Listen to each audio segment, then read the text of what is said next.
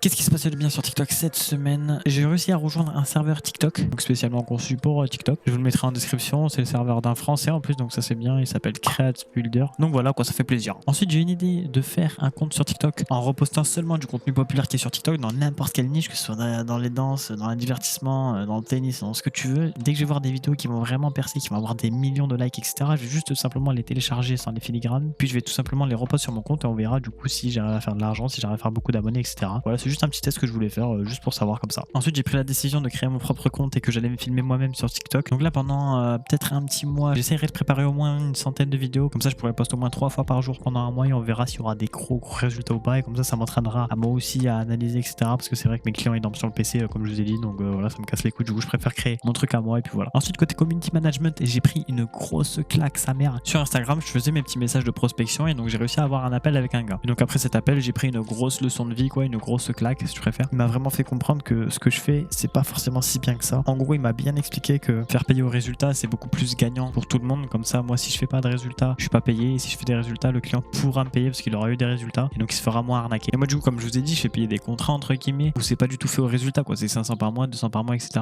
Et c'est vrai qu'en vrai je me suis jamais mis à la place du client et lui il m'a bien fait comprendre, il m'a bien réussi à me faire mettre dans sa place et c'est pour ça que maintenant en fait je veux faire mon compte à moi parce que je veux vraiment être sûr de mon service et je veux pas arnaquer des gens, je veux pas avoir une mauvaise image. Moi je veux vraiment être là pour devenir riche et devenir libre, donc je vais pas commencer à faire de la merde partout où je fais quelque chose, quoi. Et puis en plus faire payer au résultat, t'es sûr à 90% que ton client va dire oui parce qu'en fait c'est comme si lui il allait rien dépenser entre guillemets, quoi. Et si je vois que pile quand j'ai 18 ans, en gros janvier 2024, quoi, si je vois que j'ai toujours pas réussi à maîtriser TikTok, vraiment j'arrête, tant pis j'arrête le marketing parce que c'est vrai que le marketing c'est ultra dur à un point, mais c'est wesh, j'ai jamais vu ça. Donc je pense que je me lancerai dans l'immobilier ou quoi, on verra. Et du coup les gars, la plus grosse nouvelle de cette semaine c'est quoi? C'est j'ai réussi à avoir un nouveau client. Donc pareil, je vous dis le tarif directement, c'est 200 € par mois qu'elle va me payer parce que cette fois-ci ça va être une fille. Donc ça va être pour une marque de bijoux, donc là vraiment c'est plus du tout pour les infopreneurs comme j'avais dit, mais en tout cas je vais quand même développer son personal branding à propos de sa marque de bijoux, donc ça reste quand même en cohérence avec ce que je fais, mais voilà, ça va être pour une marque de bijoux. Cette fois-ci il va falloir que je fasse autre chose, plus différemment, etc. Personnellement il me tarde de baiser, c'est un truc de fou là, je suis trop content là. Donc ça fera 200 plus 200, du coup ça me fera 400 € par mois à peu près. Bien sûr je le fais au noir malheureusement parce que voilà j'ai 17 ans, je peux pas déclarer encore, mais voilà, une très bonne nouvelle. Donc ensuite côté entrepreneuriat j'ai appris l'ACRE, donc on va faire un petit QCP. Donc qui a le droit de toucher l'ACRE? Il faut être demandeur d'emploi indemnisé ou alors il faut être demandeur d'emploi non indemnisé mais avoir été inscrit à Pôle emploi au moins 6 mois au cours des 18 derniers mois. Les bénéficiaires du RSA ou de la ASS sont éligibles, c'est seulement les jeunes de 18 à 25 ans. Bref, après vous avez le tableau à l'écran, vous mettez pause et puis voilà, quoi. C'est quoi? C'est simplement l'aide à la création et à la reprise d'entreprise. C'est simplement nos cotisations sociales qui sont divisées par 2 pendant 4 trimestres civils. Ou c'est sur le site de l'URSSAF et donc en France. Quand les meilleurs moments sont en janvier, avril, juillet, octobre, et surtout le faire le jour de la création de l'entreprise. Et pourquoi janvier, avril, juillet, octobre? Parce que simplement c'est les débuts, les trimestres civils de l'année, quoi. Comment est bénéficié l'ACRE? On ne payera donc que 11% pour la prestation de services parce que ça concerne en soi, à la place de 22% parce que comme je vous ai dit c'est divisé par 2. Pourquoi? Pour aider les personnes à payer moins de cotisations lors de leur lancement, parce qu'on n'a pas forcément de fonds, on n'a pas forcément d'argent, on ne sait pas si on a forcément beaucoup de revenus pour payer à cette cotisation sociale, donc c'est une petite aide et c'est plutôt cool. Combien il y a un plafond à ne pas dépasser pour bénéficier de l'ACRE? En commerce, donc soit boulangerie, magasin de vêtements, etc., c'est 141 848 €. En Presta BIC, c'est 80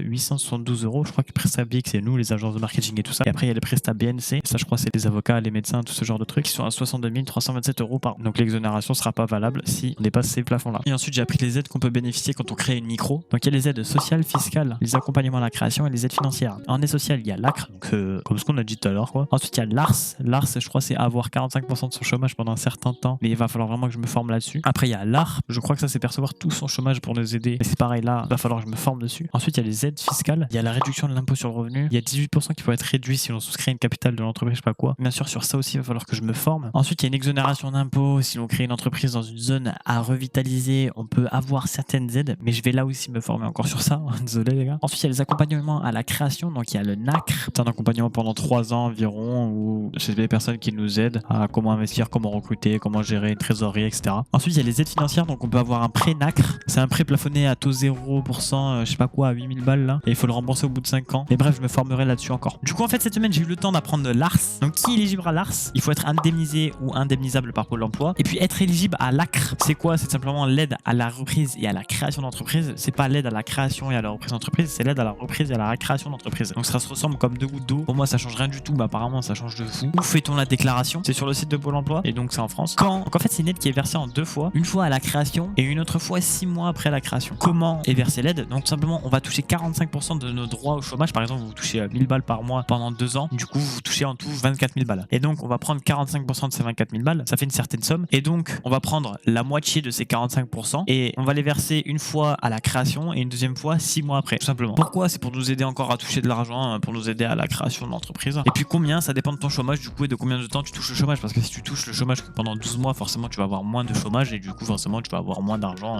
de prix quoi. Mais ça peut aller vraiment très très haut. Ensuite côté personnel, qu'est-ce qui s'est passé de bien? J'ai tout simplement vendu ma souris sur le bon coin à 40 balles. Donc je sais que c'est pas très cher parce que c'est une Logitech G Pro X Super Light et de base ces souris là ça vaut entre 100 et 130 balles. Déjà de 1 je l'ai vendu que 40 balles parce que ça doit vraiment partir vite comme je vous ai expliqué. Et puis de 2 il y avait un genre de truc qui était cassé dedans donc je voulais pas faire genre c'était une arnaque. Elle marchait très bien la souris, je savais très bien qu'elle marchait et qu'elle allait marcher pendant longtemps, mais à chaque fois qu'on secouait la souris il y avait un bruit, j'avais peur que le client croie que c'est une arnaque, donc c'est pour ça que je l'ai vendu pas trop cher. Ensuite j'ai appris du coup avec le livre Atomic Habits parce que comme je vous ai dit j'ai acheté le livre et là je l'ai quand même pas mal poncé, je suis déjà à plus que la moitié. Donc le seul truc que j'ai appris sur le livre, même si je l'ai pas vraiment appris parce que c'est juste pour me faire crarer, que j'ai quand même lu un minimum pour pas faire genre que je fais rien quoi. Donc c'est tout simplement faut faire les habitudes de la personne qu'on veut devenir quoi. Par exemple tu veux devenir joueur de foot pro, je sais pas. Du coup tu dois tout simplement faire toutes les actions d'un gars qui voudrait devenir joueur pro de foot ou toutes les actions logiques qui feront en sorte que tu arrives à devenir joueur pro de foot quoi. Donc cette semaine il s'est rien passé de pas bien apparemment. Donc ça me saoule parce que je sais très bien qu'il s'est passé plein de choses mal, comme je sais pas me branler, j'étais à 5 bref.